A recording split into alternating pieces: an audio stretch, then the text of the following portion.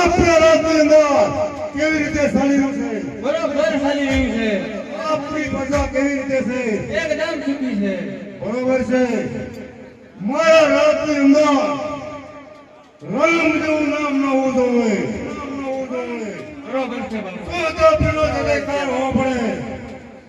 અને જો કોઈ રામનું નામ લે આ પૃથ્વી પર તો એને પાછળની કચેરીમાં હાજર કરવામાં આવશે.